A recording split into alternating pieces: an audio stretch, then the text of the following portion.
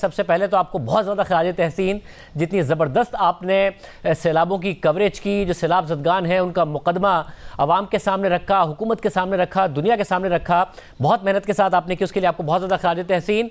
और दूसरी तरफ आप देख रहे हैं कि इस्लामाबाद में आप हैं इस वक्त, और इस्लामाबाद में हर दूसरे दिन के साथ सूरत हाल बदल रही है। अब ये जो ऑडियो लीक्स का मामला है, एक तरफ तहरीक इंसाफ ये भी कह रही है कि जी ये तो डार्क वेब पर मौजूद है, बिकने के लिए मौजूद है। दूसरी तरफ इमरान खान साहब बता रहे हैं कि आइंदा क्या क्या ऑडियो लीक्स आ सकती हैं जिसमें उनकी मुमकिना जो डिस्क्वालिफिकेशन है तोशाखाना में, उसकी बात हो सकती है। और मरियम नवाज साहब वो बात कर रही हैं, हुकूमत को एहसास नहीं है कि क्या कुछ हो गया है उनके साथ, और आपके ख्याल में कुछ बहुत ज़्यादा ये एक बड़ा स्कैंडल बनने जा रहा है, या हुकूमत को पता है क्या हो रहा है?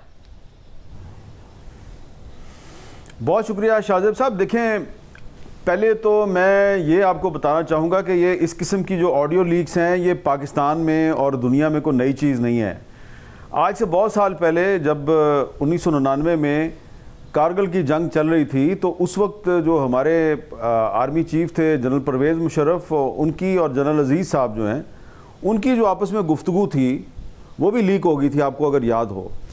और उसके बाद फिर ये माजी करीब में हमारी बहुत सी जो इम्पोर्टेंट जो वेबसाइट्स हैं, स्टेट बैंक ऑफ पाकिस्तान की वेबसाइट है और FBR की वेबसाइट है, ये भी हैक होती रही हैं। तो ये पाकिस्तान में कोई नई चीज़ नहीं है। और अमेरिका तो सुपर पावर है, तो अमेरिका में भी वहाँ के इस वक्त जो सदर हैं जो बाइडन, चंद साल पहले इनकी यूक्रेनियन प्रेसिडेंट के साथ जो गुफ्तगू थी उसकी ऑडियो को 2020 में ट्रंप जो उस वक्त अमेरिका के सदर थे उन्होंने ट्वीट कर दिया था। और अब जो यूके की नई प्राइम मिनिस्टर हैं लिज ट्रूस, पिछले महीने उनकी भी ऑडियो जो है वो सामने आई है।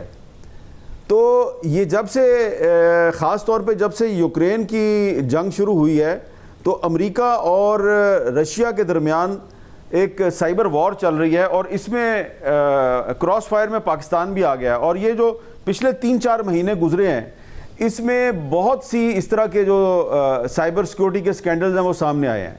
अब ये जो पाकिस्तान में जो मामला हुआ है, जो इस्लामाबाद में मामला हुआ है, ये इस लिहाज से सीरियस है कि इसमें वज़ीर-ए-आज़म पाकिस्तान और उनके जो वज़रा हैं उनकी गुफ्तगू जो है वो डार्क वेब पे पड़ी हुई है और कई घंटों की गुफ्तगू है।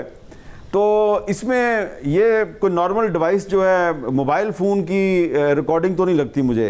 ये तो कोई आला पैमाने की रिकॉर्डिंग है, या तो सैटेलाइट से रिकॉर्डिंग हुई है, या किसी इस्लामाबाद में जो टावर लगे हुए हैं वहाँ पे कोई चीज़ है उससे ये रिकॉर्डिंग हुई है। तो इसकी इंक्वायरी तो होगी, लेकिन ये जो प्राइम मिनिस्टर हाउस होता है, इसकी जो साइबर सिक्योरिटी की जिम्मेदारी है ये बुनियादी तौर पे तो इंटेलिजेंस ब्यूरो की होती है। तो इसकी अगर इंक्वायरी होगी तो कुछ पता चलेगा। लेकिन मेरे ख्याल ये है कि इमरान खान साहब जिस एंगल से बात कर रहे हैं, तो शायद इमरान खान साहब के जो लोग हैं उन्होंने ये डार्क वेब पे ये जो चीज़ पड़ी हुई है, तो हो सकता है उन्होंने ख़रीदो फरोख्त की हो। लेकिन जहाँ तक मेरी नाक़िस राय है, मेरा जो नाक़िस इल्म है, ये तो सिर्फ़ एक साइबर सिक्योरिटी का मामला है। ये हुकूमत जो है इसके पास भी काफ़ी सारी चीज़ें हैं इमरान खान साहब के बारे में, और मैं ज़ाती तौर पे तो इस किस्म की चीज़ों को सियासी मकासद के लिए इस्तेमाल करने के हक़ में नहीं हूँ। लेकिन मुझे लगता ही है कि अगर इमरान खान साहब बहुत ज़्यादा इस मामले को उछालेंगे, तो हो सकता है कि वो लोग जिन्होंने कोई सब्र किया हुआ है या कोई उन्होंने को थोड़ी सी रवादारी का मुजाहरा किया हुआ है, शायद वो भी अपनी रवादारी छोड़ दें। तो इमरान खान साहब भी इसकी जद में आएंगे और बहुत शदीद जद में आएंगे। खान साहब ने ज़ाहिर है कल भी तकारीर की, उसमें भी इसको मौजू बनाया, मरियम नवाज साहिबा पर भी तनकीद की, शहबाज शरीफ साहब पर भी तनकीद की, आज भी उन्होंने यही किया है। और साहब ये क्या हुकूमत को या फिर जो इस्लामाबाद में अभी तक की मालूमात, उसमें कोई लग रहा है कि कोई ग्रैंड स्ट्रैटेजी का हिस्सा हो सकता है, जिसमें कोई जिसका ताल्लुक पाकिस्तान के सियासी हालात से भी हो सकता है, कुछ दीगर मामलात से भी हो सकता है, ये इसलिए भी हुआ है? देखिए शाहजेब साहब, मैंने आपको पहले भी कहा कि मैं बहुत सी मिसालें आपको दे सकता हूँ। अभी कुछ अर्सा पहले साबिक चीफ जस्टिस साकिब निसार साहब की भी इसी तरह ऑडियो जो है वो कुछ सामने आ गई थी। तो वो कैसे आ गई थी, तो ये मैं आपको अब मलफूफ अल्फाज जो हैं बिटवीन द लाइन्स कुछ बताने की कोशिश कर रहा हूँ। इमरान खान साहब जो हैं वो उनको समझदारी का मुजाहरा करना चाहिए। ठीक है, ये शहबाज शरीफ साहब और उनकी काबीना के जो वज़रा हैं उनको एहतियात का मुजाहरा करना चाहिए। और ये सिक्योरिटी लैब्स है, इसकी बाकायदा इंक्वायरी होनी चाहिए। और इस पर ये शहबाज शरीफ साहब जो हैं उनके पास इसकी कोई जस्टिफिकेशन नहीं है, ये नहीं होना चाहिए। लेकिन इमरान खान साहब भी जब वज़ीर आज़म थे तो उनकी भी इस तरह की बहुत सी चीज़ें रिकॉर्ड हुई बतौर वज़ीर आज़म। मैं उससे पहले की बात नहीं कर रहा ना, उसके बाद की बात कर रहा हूँ। उनकी बतौर वज़ीर आज़म बहुत सी चीज़ें रिकॉर्ड हुई हैं, और जब से वो वज़ारत उज़्मा से हटे हैं उसके बाद भी वो इस किस्म के साइबर अटैक्स की जद में है। तो अगर उनका एक ख्याल है कि ये सिर्फ शहबाज शरीफ फंसा है और मैं नहीं फंसूंगा, तो मैं यही कह सकता हूँ कि उनको अपनी गलतफहमी दूर करनी चाहिए।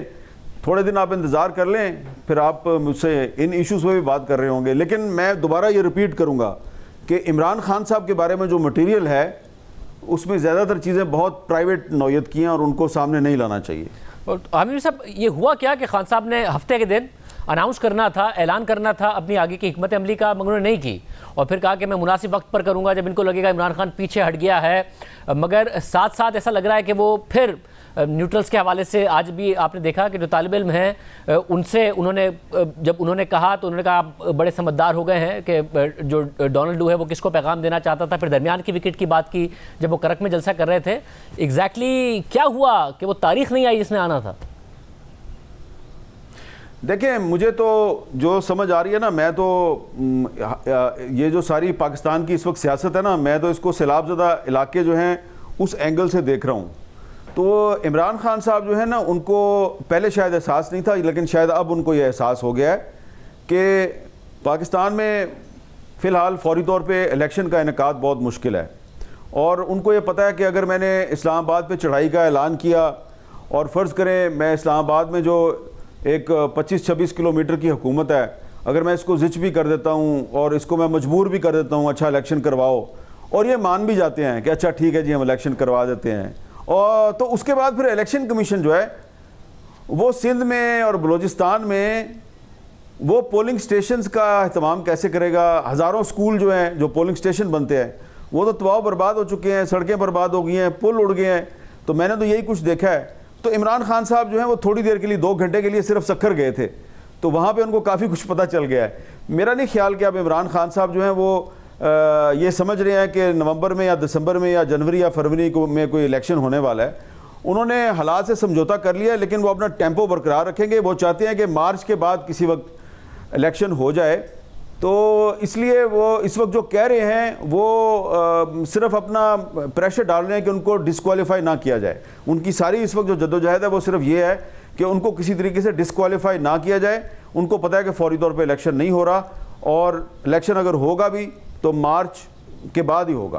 और साहब, और फिर वो तैनाती भी पर भी आपको लगता है उन्होंने समझौता कर लिया कि अब ये हुकूमत नहीं करनी है, मेरी मर्जी कोई नहीं चलनी है, या उसमें भी वो प्रेशर डालते रहेंगे और कहीं ना कहीं कामयाब हो सकते हैं एक आर्जी तौसी में या फिर एक अपनी मर्जी की तैनाती में? इस मामले में मेरी उनसे कोई बात नहीं हुई है और मैं इसके बारे में कुछ ज़्यादा कह नहीं सकता। और वैसे भी मेरा ख्याल है कि ये इशू जो है ना, ये उन इलाकों का इशू है जहाँ पे सैलाब नहीं आया। जिन इलाकों में सैलाब आया हुआ है तो वहाँ पे तो ये बात कोई करता भी नहीं है, ना इलेक्शन की बात करता है, ना नवंबर की तैनाती की बात। वहाँ तो लोग कहते हैं जी हमारी ज़िंदगी बचाओ, हम मारे गए, बर्बाद हो गए।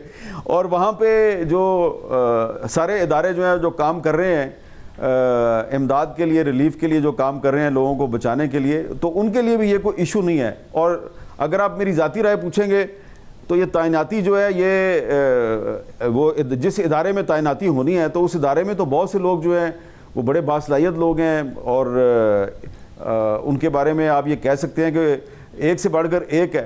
तो उनके बारे में अगर इमरान खान साहब को डिस्क्रिमिनेशन पैदा करने की कोशिश करेंगे या ये कहेंगे कि जनाब यहाँ पे शहबाज शरीफ की मर्ज़ी का बंदा नहीं आना चाहिए बल्कि वो बंदा आना चाहिए जो मेरी नज़र में ठीक हो, तो इससे भी इमरान खान साहब अपने लिए कोई गुडविल पैदा नहीं कर रहे। इससे भी इमरान खान साहब ने अपने लिए मनफी जज्बात पैदा किए हैं, कोई मस्बत जज्बात पैदा नहीं किए।